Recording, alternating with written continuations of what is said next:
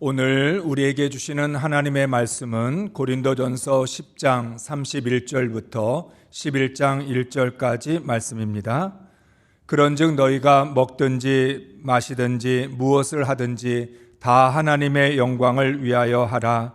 유대인에게나 헬라인에게나 하나님의 교회에나 거치는 자가 되지 말고 나와 같이 모든 일에 모든 사람을 기쁘게 하여 자신의 유익을 구하지 아니하고 많은 사람의 유익을 구하여 그들로 구원을 받게 하라. 내가 그리스도를 본받는 자가 된 것 같이 너희는 나를 본받는 자가 되라. 아멘. 할렐루야. 한 주간 동안 강추위 속에서도 평안하셨습니까? 하나님께 받은 사명을 기쁨과 감사로 충성되게 감당하셨습니까? 다시 오실 주님을 기다리는 대림절을 통해서 주님을 좀 더 깊이 경험하실 수 있기를 바랍니다. 내가 정말 주님과 동행하는 삶을 살았는지, 내가 주님의 뜻대로 주님께 순종하는 삶을 살았는지 돌아보면서 점검하실 수 있기를 바랍니다. 우리는 성탄절을 앞에 두고 한 해 동안 들었던 말씀을 토대로 해서 그리스도인의 정체성을 정리하고 있습니다. 나는 거룩한 예배자인가? 나는 건강한 그리스도인인가? 나는 행복한 사역자인가? 우리가 신앙인으로서 가장 기본적인 질문을 통해서 우리의 믿음을 확인하고 있는 것입니다. 사람들은 행동을 중요하게 생각합니다. 지금 뭘 하고 있느냐? 뭘 할 거냐? 행동에 대한 관심이 많습니다.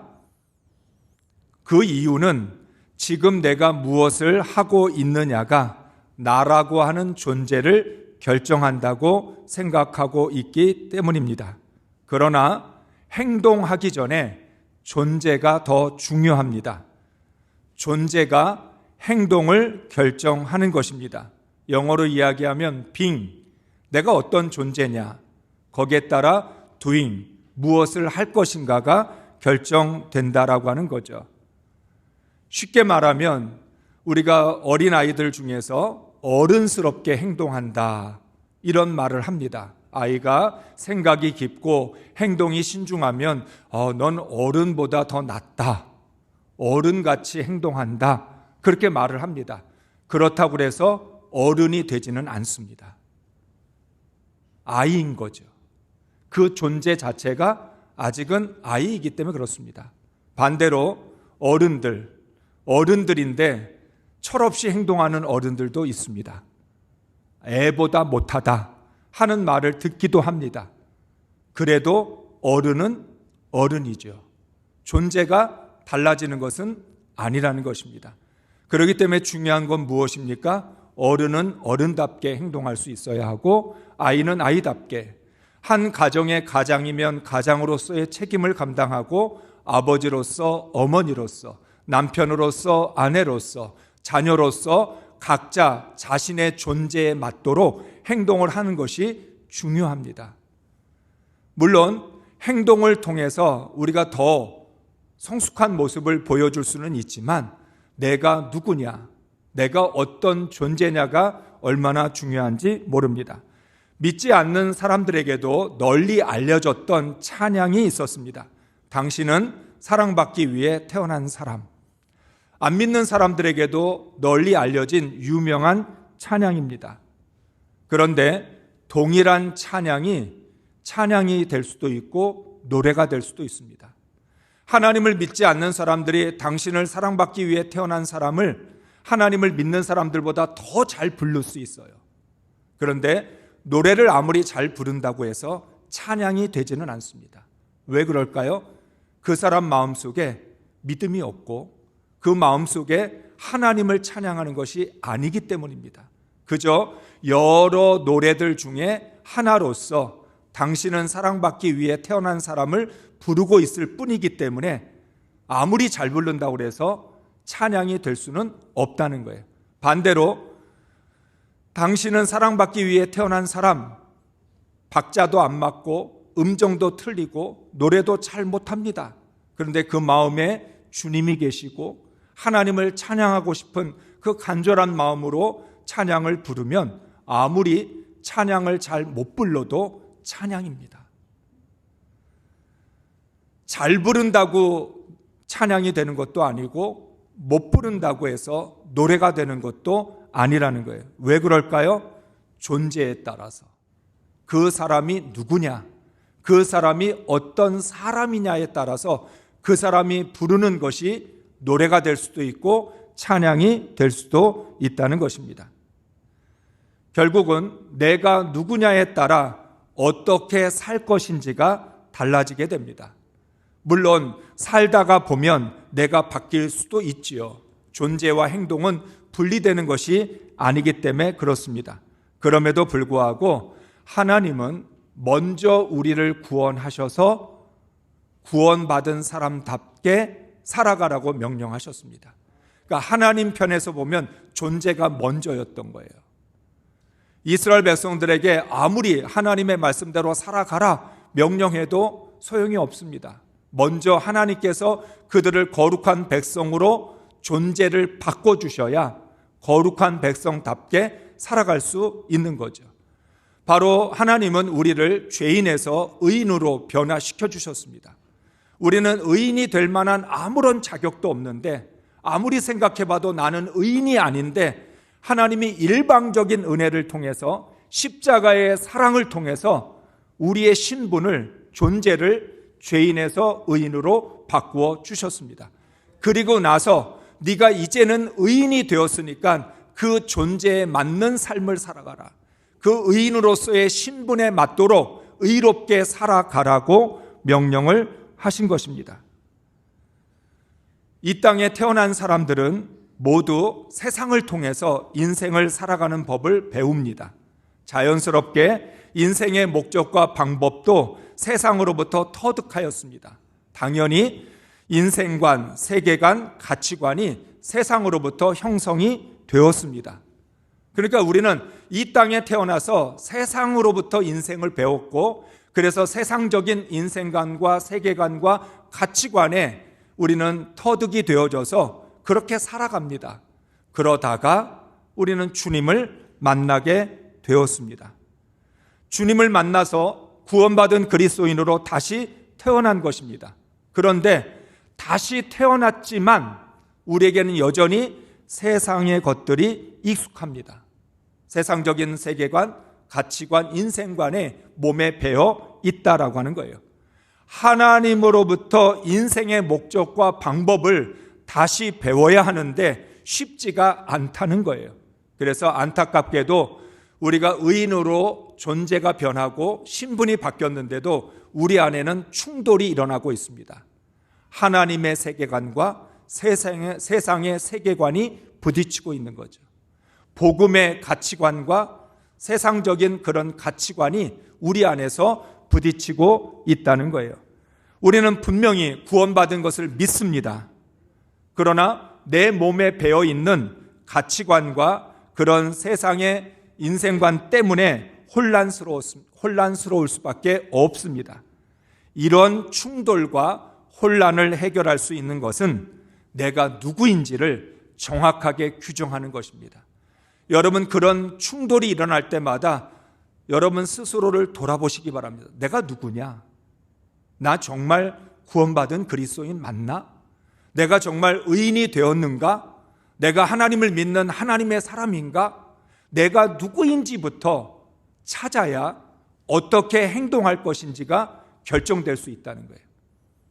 아무리 세상이 좋아도, 아무리 이 세상에 내가 사랑하고 내가 아끼는 것들이 많아도 내가 그리스도인이라면, 내가 의인으로 다시 태어났다면 그 좋아하는 모든 것들을 다 버려야만 한다라고 하는 거죠. 그래서 우리는 4주 연속으로 구원받은 그리스도인으로서의 정체성에 대한 말씀을 들었습니다. 내가 정말 하나님을 예배하고 있는 거룩한 예배자인가? 하나님을 예배하는 것을 통해서 우리는 스스로에게 확인시켜 주는 겁니다. 나는 하나님을 이 세상의 가장 귀한 존재로, 하나님을 세상의 가장 귀한 가치로, 그래서 내게 있어서 예배는 내 인생의 가장 소중한 것이다. 이거를 확인하는 거죠. 나는 성령과 진리로 거듭난 그리스도인인가? 내 자아가 변화되었는가?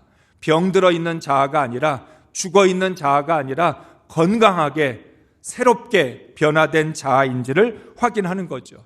사명을 받은 자로서 나는 생존을 위해 살아가고 성공을 위해서 살아가는 사람이 아니라 하나님이 내게 주신 그 사명, 내게 맡겨주신 그 사명을 기쁨으로, 감사로 감당하는 사람이라고 하는 것, 이것을 스스로에게 확인시켜 주는 것입니다. 이것이 확인이 되어야 내가 어떻게 행동하고 무엇을 선택할지가 결정이 될 수 있습니다. 사랑하는 성도 여러분, 천국 가는 그날까지 그리스도인들은 이 땅에서 살아야 합니다. 이 땅에서 살아가는 동안 우리는 피할 수 없는 갈등과 고민을 해야 합니다. 눈으로 보는 건 세상이고 하나님은 보이지 않기 때문에 계속해서 눈에 보이는 것들에 의해서 우리 마음이 흔들립니다. 세상이 너무 익숙하고 세상이 너무 좋으니까 하나님과 멀어지기가 쉽다는 거예요. 그런데 이 갈등과 고민을 피할 수는 없습니다. 우리는 천국 가는 그날까지, 우리는 마지막 순간까지 죽기 싫어할 겁니다. 죽기 싫어한다라고 하는 말은 본능적으로 세상을 너무 사랑한다는 뜻이기도 하죠. 소망은 하나님께 있고 영원한 하나님 나라에 우리가 간다라고 하는 걸 믿으면서도 믿지 않아서가 아니라 천국 소망을 가지고 있다고 스스로 고백하면서도 여전히 내 마음 한구석에는 세상을 사랑하고 좋아하는 마음이 남아있기 때문에 이 갈등이 계속될 수밖에 없다는 거예요. 그래서 우리는 하나님의 말씀을 통해서 계속해서 우리 자신을 확인하는 겁니다. 내가 누구냐? 나는 어떻게 살아야 되느냐? 인생의 목적이 뭐냐? 어떤 방법으로 살아갈 것이냐? 이것을 지속적으로 확인하고 점검해야만 합니다. 고린도 전후서는 그런 의미에서 어떤 사람이 거룩한 예배자, 건강한 그리스도인, 행복한 사역자인지를 정확하게 가르쳐 줍니다. 오늘 말씀은 그 모든 걸 집약해서 한마디로 표현하죠. 우리는 예수 그리스도를 본받는 사람입니다. 거룩한 예배자라는 말, 그리스도를 본받기 때문에 거룩한 예배자로 사는 것이고, 그리스도를 본받고 있기 때문에 건강한 그리스도인이 될 수 있고 행복한 사역자가 될 수 있는 것입니다. 바울은 사도가 되기보다 그리스도를 본받는 사람이 되기를 원했습니다. 사도라고 하는 직분, 그 직분보다 좀 더 본질적으로 나는 그리스도를 본받는 사람이다. 그러니까 사도 바울은 자신의 인생의 정체성을 어디에다 두었느냐? 나는 그리스도를 본받는 사람이라고 하는 거기에 자신의 삶을 둔 것이죠. 그래서 바울은 평생 그리스도를 본받는 사람으로 살아가기를 원했습니다. 어디에 있든지 무엇을 하든, 복음을 전하든 감옥에 갇혀 있든 고난을 당하든 어떤 경우에도 그는 늘 그리스도를 본받는 사람이 되기를 원했습니다. 이것이 바울 서신에서 일관되게 나타나는 바울의 신앙관입니다. 바울은 예수 그리스도를 만나고 나서 모든 걸 버렸습니다. 바울이야말로 우리에게 그리스도인이 어떻게 하나님 안에서 새롭게 변화되어져야 되는지를 구체적으로 보여줍니다. 앞서 말씀드렸던 것처럼 예수님 만나고 나서, 거듭나고 나서, 다시 태어나고 나서 세상을 버리고 내가 그렇게 사랑하고 좋아하고 익숙했던 모든 것들 다 버리고 하나님 안에서, 예수 안에서 다시 태어나게 된 것이죠. 그런 의미에서 바울은 예수 그리스도 안에서 새로운 세계관, 새로운 가치관, 새로운 인생관을 갖게 되었습니다. 이것이 바로 완전히 거듭난 것입니다. 오늘날 한국교회 성도들 모두가 거듭남의 체험, 중생의 체험, 성령의 체험을 가졌다고 말합니다. 그런데 우리가 말하는 그 거듭남의 체험, 중생의 체험은 영적으로 성령을 체험하는 부분적인 체험으로 끝이 납니다. 다시 말하면 바울처럼 인생관이 바뀌고 세계관이 바뀌고 가치관이 바뀌는, 존재가 완전히 바뀌는 그러한 의미에서 거듭남이 아니라 그냥 내 마음속에 그냥 부분적인 성령의 체험, 방언을 받고 가슴이 뜨거워지고 그런 체험으로만 간직되고 있다는 거예요. 바울과 우리의 차이가 바로 거기에 있어요. 바울은 어떻게 거듭났어요? 완전히 새로운 가치관과 세계관과 인생관으로 바뀌어지게 됐어요. 그냥 가슴이 뜨거워지고 끝난 것이 아니라 방언을 받고 성령의 체험들, 은사들을 받고 끝난 게 아니라 완전히 존재가 바뀌게 되었다는 거예요. 그래서 바울은 자신의 인생에서 가장 중요한 목적과 가치를 그리스도를 본받는 것으로 정한 것입니다. 그리스도를 본받는다.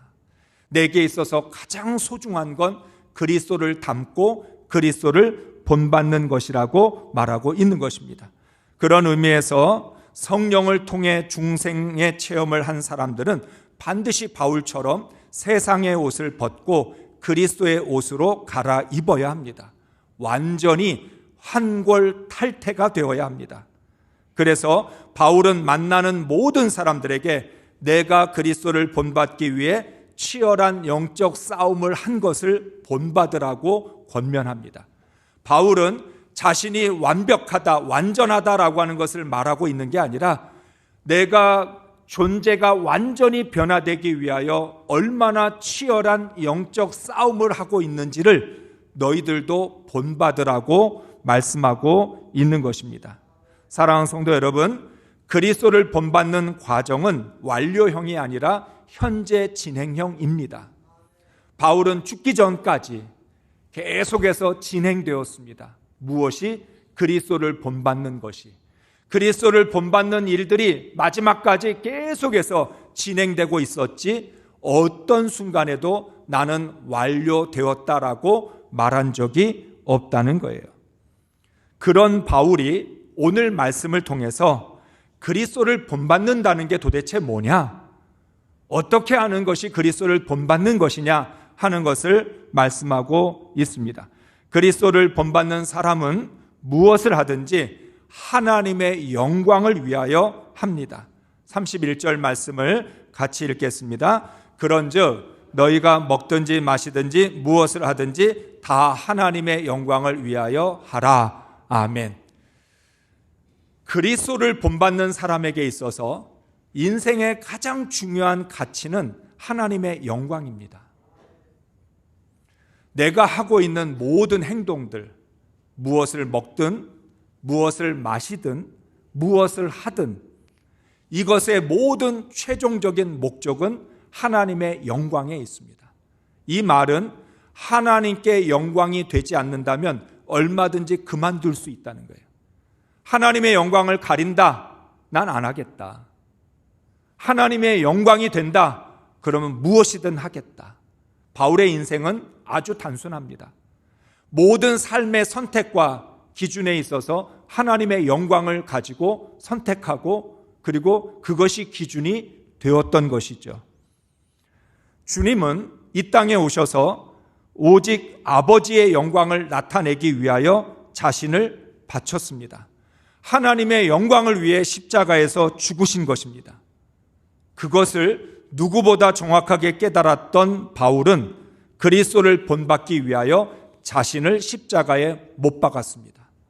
주님이 나를 위하여 십자가에 못 박히셨다면 나도 주님을 위해 십자가에 못 박히겠다.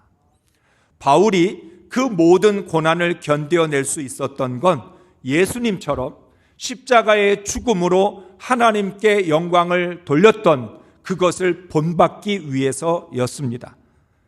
예수님은 바리새인들을 비롯한 이스라엘 백성들의 신앙을 이렇게 평가하셨습니다. 요한복음 5장 44절입니다. 같이 읽습니다. 너희가 서로 영광을 취하고 유일하신 하나님께로부터 오는 영광은 구하지 아니하니 어찌 나를 믿을 수 있느냐. 아멘. 여러분, 이거는 오늘날 교회 안에서 신앙생활하고 있는 성도들에게 주시는 말씀이기도 합니다. 예수님이 오늘 이 자리에 우리와 함께 계신다면 이렇게 말씀할 겁니다. 너희가 서로 영광을 취하고 유일하신 하나님께로부터 오는 영광은 구하지 아니하니 어찌 나를 믿을 수 있느냐. 하나님을 신실하게 믿는다고 했던 이스라엘 백성들조차 사람의 영광을 구하느라고 하나님께로부터 오는 영광을 구하지 않았습니다. 한국 교회도 마찬가지입니다. 서로가 사람의 영광을 구하느라고 하나님께로부터 오는 영광은 구하지 않고 오직 자신의 영광만을 구했다라고 하는 거예요. 그러면서 어떻게 하나님을 믿을 수 있겠냐는 거예요. 사람의 영광을 구하면서 어떻게 하나님을 믿는 사람이라고 말할 수 있겠느냐는 거예요. 행동은 사람의 영광만 구합니다.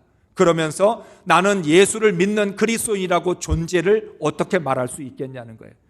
그리스도인이라는 존재라면 당연히 하나님께로부터 오는 영광만 구해야 한다는 것입니다. 구원을 통해서 다시 태어난 사람이 하나님의 영광이 아닌 나의 영광을 구합니다. 나의 영광 때문에 예수를 본받지 않는 것입니다. 그래서 십자가에서 죽었다고 말하면서 자신의 야망을 죽이지는 않습니다. 자신의 미움이나 분노와 혈기는 죽이지 않습니다. 여전히 내 안에는 미움과 시기와 다툼과 질투와 자존심과 혈기로 가득 차 있으면서 우리는 나는 죽고 예수가 살았다고 말로만 고백하고 있다는 거죠.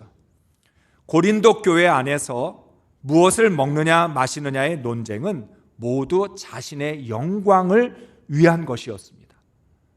무엇을 먹느냐 마시느냐 그 따졌던 논쟁을 벌였던 이유가 그걸 통해서 내가 얼마나 믿음이 좋은 사람인지 자기 자랑을 하고 자기를 높이기 위해서 그것을 이용했다라고 하는 거죠. 그래서 바울은 말합니다. 너희가 먹든지 마시든지 무엇을 하든지 다 하나님의 영광을 위하여 하라. 이것이 그리스도를 본받는 것이다 라고 말씀하고 있습니다. 예수 그리스도처럼 하나님의 영광을 위하여 살려면 인생의 원칙이 바뀌어야 합니다. 바울은 그리스도를 본받는 사람들의 인생의 원칙을 23절에서 말씀합니다. 같이 읽겠습니다. 모든 것이 가하나 모든 것이 유익한 것은 아니요 모든 것이 가하나 모든 것이 덕을 세우는 것은 아니니. 아멘. 여기서 가하다라는 말, 가하다라고 하는 말의 뜻은 법적으로 아무 문제가 없다는 뜻입니다. 그러니까 모든 것이 가하다, 법적으로는 문제가 없고 상식적으로, 논리적으로, 이성적으로 아무 문제가 없습니다. 그래서 얼마든지 해도 됩니다. 양심과 법에 위반되지 않습니다. 그런데 바울은 브레이크를 겁니다. 상식적이고 합법적이고 논리적이고 그것이 타당하다 할지라도 유익하거나 덕이 되는 것은 아니다. 사람들은 늘 어디에다가 기준을 두고 원칙을 둡니까? 상식적이야? 합리적이야? 이성적이야? 논리적이야? 합법적이야? 여기에 기준을 둡니다. 그런데 바울은 그 기준이 잘못됐다라고 말합니다. 메시지 성경은 이렇게 번역을 합니다. 23절, 24절의 말씀을 읽습니다. 여러분은 한 면만 보고 이렇게 말할지도 모르겠습니다.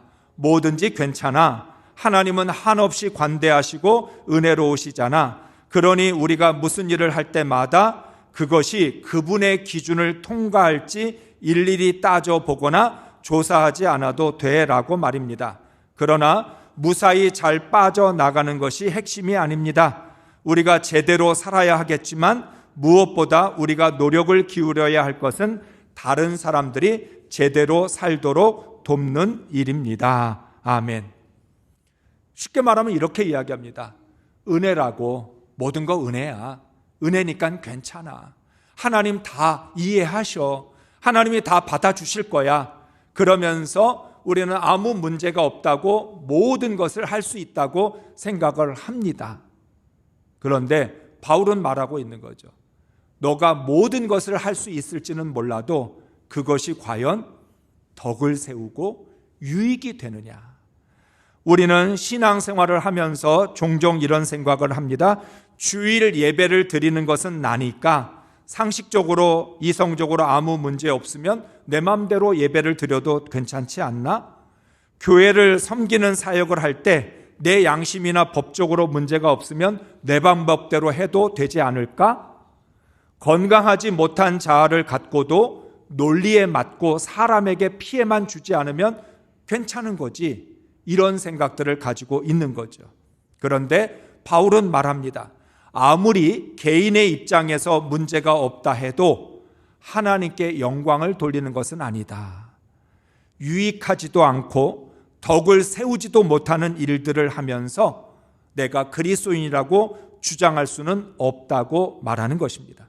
진정으로 그리스도를 본받는 사람들은 공동체의 덕을 위해서 합리적인 자기 주장을 포기할 수 있어야 합니다.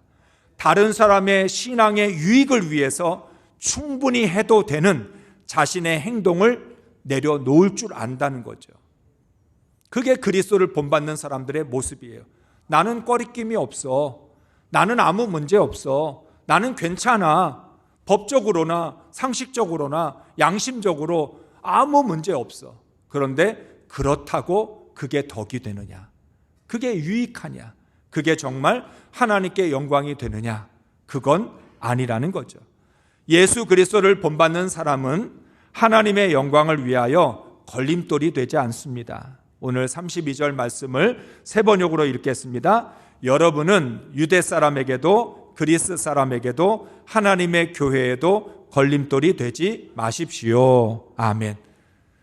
사랑하는 성도 여러분, 한 절의 말씀에 나오고 있는 이 세 종류의 사람들은 너무나 이질적인 사람들입니다. 유대 사람, 그리스 사람, 하나님의 교회, 그리스도인들. 유대인과 그리스도인, 이방인이죠. 서로 완전히 다릅니다. 거기에다가 그리스도인들 완전히 다르죠. 유대인이나 그리스인이나 그리스도인이나 너무 서로 다른 이질적인 사람들인데 그럼에도 불구하고 바울은 뭐라고 얘기해요? 하나님의 영광을 위해서 이질적인 것들을 드러내지 말고 일치를 구하라고 말씀하고 있습니다. 너는 어떤 사람에게도 그 사람의 구원을 위해서 걸림돌이 되지 말라 이렇게 말씀하고 있는 것입니다. 그리스도인들은 예수로 말미암아 죄를 용서받은 사람입니다. 그러므로 예수를 믿는 사람, 예수를 본받는 사람은 다른 사람을 정죄하지 않습니다. 심판하지 않습니다. 복음서에서 나타나는 예수님의 말씀의 핵심은 이런 거예요. 하나님이 너를 용서해 주지 않았느냐? 너도 용서받은 사람인데 왜 다른 사람을 용서하지 못하느냐?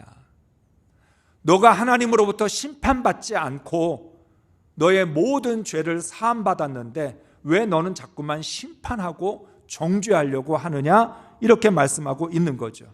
오직 하나님만이 정죄하고 심판하실 수 있습니다. 그리스도를 본받는 사람들은 내가 만나는 모든 사람들이 하나님을 만날 수 있도록 다리를 놓아줘야지 걸림돌이 돼서는 안 된다라고 하는 거예요. 왜냐하면 내가 걸림돌이 되면 그 사람은 하나님 만날 수 없잖아요. 나는 내가 만나는 모든 사람을 하나님과 만나게 해주도록 연결시켜주는 다리가 되어야지 방해자가 될 수는 없다라고 하는 거예요. 여러분에게 여러 번 말씀을 드렸습니다. 제사장이라고 하는 말의 뜻에는 다리를 놓는 사람이라고 하는 뜻이 있다. 제사장은 하나님과 백성들 사이에 다리를 놓아서 하나님을 만나게 해주는 사람입니다.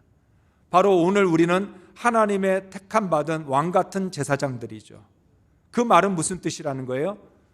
너가 하나님과 하나님을 믿지 않는 사람들을 연결시켜주는 다리가 되어서 하나님을 만나게 도와주라고 하는 뜻이죠.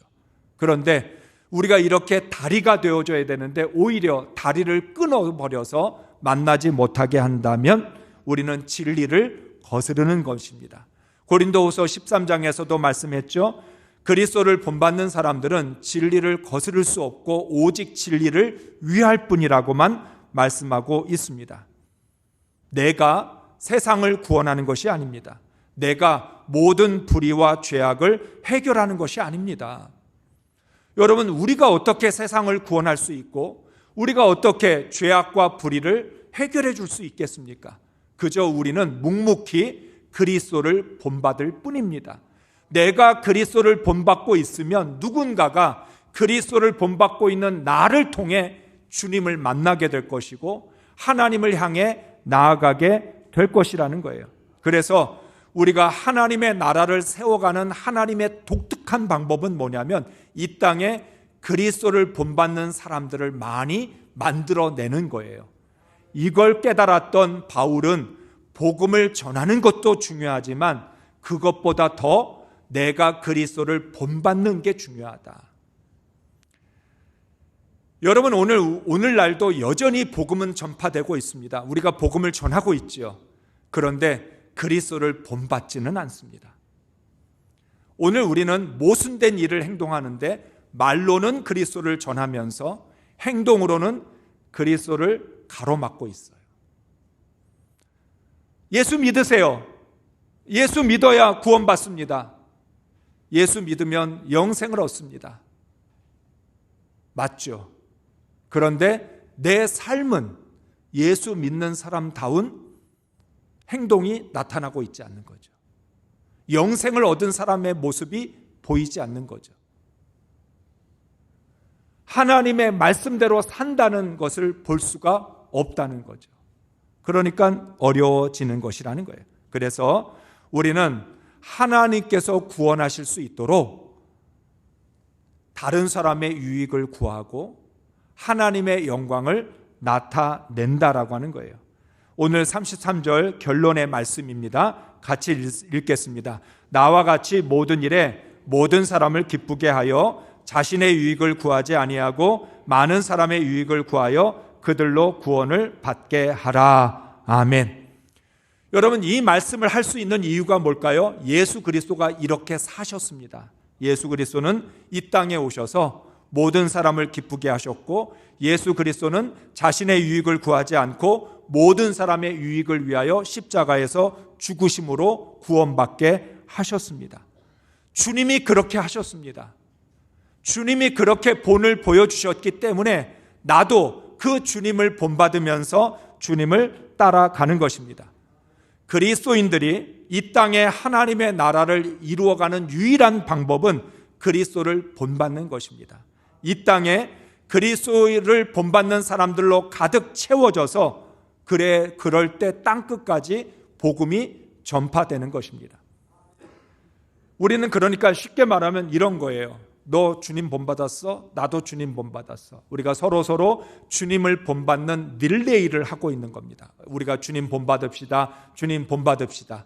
우리 교회 안에 그리스도를 본받는 사람이 늘어나면 늘어날수록 하나님의 나라는 점점 확대되겠죠. 우리 교회가 주님을 본받으면 우리 교회 때문에 이 지역사회에 그리스도를 본받는 교회들이 늘어나겠죠. 하나님의 나라를 이루어가는 방법은 우리의 어떤 능력이나 노력이나 열정으로 하나님의 나라를 세우는 게 아니라 한 사람 한 사람이 그리스도를 본받을 때, 그리스도의 삶을 그대로 따라갈 때, 그럴 때 그걸 통해서 하나님의 나라가 이루어진다는 거예요. 여러분이 본받는다라고 하는 말의 뜻을 알고 계시죠? 예전에는 어떤 옷을 만들거나 이럴 때 본을 떴습니다. 종이를 가지고 이렇게 만들어서 본을 그대로 떴습니다. 본을 뜰 때는요, 그 본과 똑같이 해야 됩니다. 본이 있으면 그 본을 그대로 따라서 오려야만 정확하게 옷이 만들어져요. 예전에는 펜글식 교본이 있었습니다. 펜글식 교본에서 글씨를 배우는 방법이 뭐예요? 거기에 본이 점점으로 다 되어 있으면 그 점선을 따라서 그대로 글씨를 그렸습니다. 글씨를 그리다 보면 우리의 글씨체가 만들어지죠. 본을 받는다는 건 그걸 그대로 따라하는 거지, 본을 받을 때에는 나의 독창적인 생각 필요하지 않습니다. 내 나름대로 응용하는 것 필요하지 않습니다. 일단 본을 받는다는 건 내게 본이 되고 있는 것을 하나도 틀리지 않고 그대로 따라하는 것, 그거를 뭐라고 표현해요? 그리스도를 닮는 것. 그리스도를 닮는다는 말과 그리스도를 본받는다는 말은 틀리지 않습니다. 우리는 주님이 하신 그대로만 하면 됩니다. 나의 어떤 창의적인 아이디어가 필요하거나 응용이 필요한 게 아닙니다. 주님이 보여주신 그 삶을 그대로 따라하고 그대로 본받고 닮게 되면 그걸 통해서 이 땅에 하나님의 나라가 이루어집니다. 우리 교회가 그리스도를 본받는 사람들로 넘쳐나서 하나님께 영광을 돌리고 하나님의 나라를 이루어갈 수 있기를 주의 이름으로 축복합니다.